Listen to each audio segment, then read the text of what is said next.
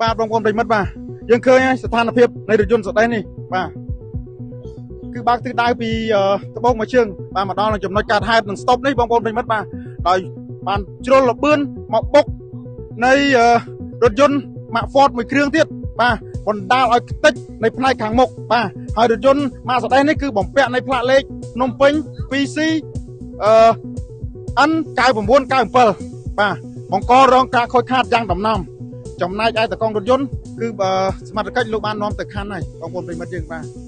ហើយចំណែកឯរថយន្ត Ford មួយគ្រឿងហ្នឹងគឺបើកចេញពីកន្លែងទីតាំងកើតហេតុទៅហើយបាទដោយតាមការបញ្ជាក់របស់បងប្អូនប្រជាពលរដ្ឋក៏បានប្រាប់ថារថយន្តបងប្រិមិត្តបាទបើក្នុងស្ថានភាពលឿនលឿនបានបុកជាមួយនឹងគូរថយន្ត Ford មួយគ្រឿងទៀតបាទដែលឈប់កំពុងតែរងចាំស្តុបបាទបណ្ដាលឲ្យរងការខូចខាតយ៉ាងដំណំទាំងពីរតែម្ដងរថយន្តហ្នឹងបាទបងប្អូនប្រិមិត្តយើងឃើញហើយបាទនេះស្ថានភាពនៃរថយន្តម៉ាកសដេសនេះបងប្អូនប្រិមិត្តបាទបើសិនជាលឿនតិចមិនមែនខូចខាតប៉ុណ្ណឹងទេបងប្អូនប្រិមិត្តយើងបាទតែនេះលឿនលឿនបាទហើយនេះស្តុបផងបងប្អូនប្រិមិត្តណាបើសិនជាអត់ស្តុបមិនដឹងថាយ៉ាងម៉េចយ៉ាងណាទេបងប្អូនប្រិមិត្តយើងបាទបើស្ថានភាពនៃបើករថយន្តនៅម្លឹងបាទឃើញស្ថានភាពបាទហើយតាមការបញ្ជាក់របស់បងប្អូនប្រជាពលរដ្ឋគាត់ថាបុកជាប់គ្នាតែម្ដងបាទបុកជាប់គ្នាតែម្ដងបងប្អូនប្រិមិត្តយើងបាទហើយយើងឃើញហ្នឹងបាទចំណែកឯតកងរថយន្តហ្នឹងគឺបាននាំទៅខានបាត់ហើយបាទបន្សល់ទុកតែរថយន្តហើយសមត្ថកិច្ចលោកក៏បាន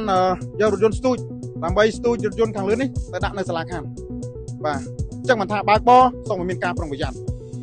នេះគាត់បើកបរបាទយើងលឿនរបស់គាត់នេះនៅស្តុបរថយន្តឈប់នៅរងចាំស្តុបចុះបើសិនជាតាមដងផ្លូវអត់មានស្តុបគាត់លឿនប៉ុណ្ណឹង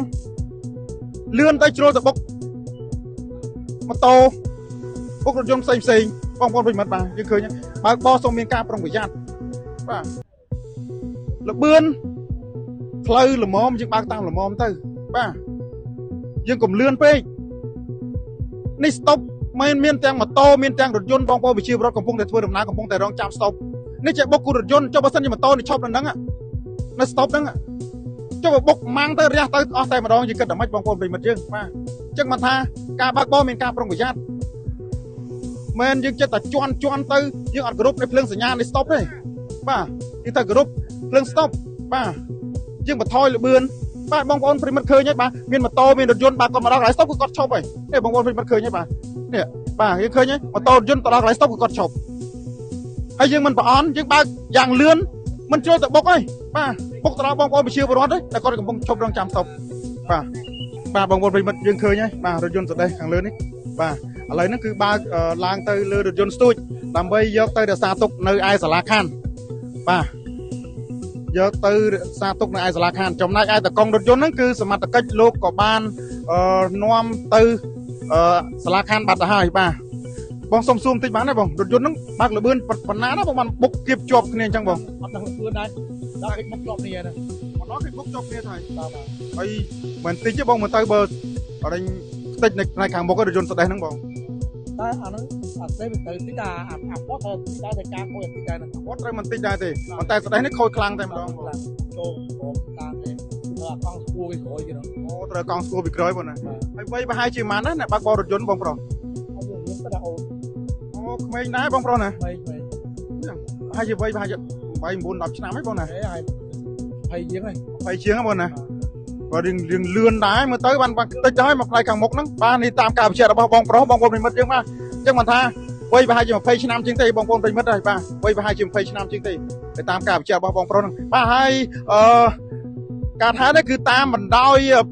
ផ្លូវមហាវិថីម៉ៅសន្ទុងបាទមុខនឹងសាលាខណ្ឌបឹងកេងកងតែម្ដងបងប្អូនប្រិមិត្តយើងបាទហើយការថានេះគឺនៅវេលាម៉ោងប្រមាណ 8:40 នាទីបាទត្រូវនឹងថ្ងៃទី